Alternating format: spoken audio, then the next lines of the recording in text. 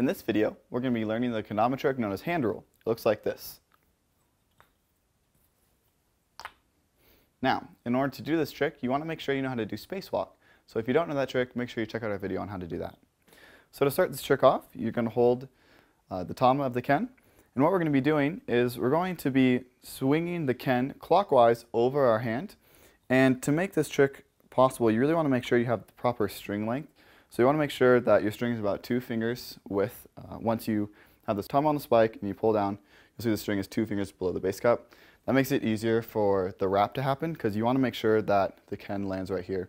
If you have your string a little bit longer, this trick still is possible, but it's a little bit more difficult because you have to adjust where on your hand, at what thick part and thin part you have to wrap, and it just gets really complicated. So make sure your string is the right length. So to start, you want to hold the tama and you're going to swing the ken clockwise over your hand like this. And once you wrap, you're going to let go of the tama, and the ken is going to continue to rotate, and both the string and the tama and the ken are all going to wrap around until the ken, you'll see, will land on the back of my hand like this.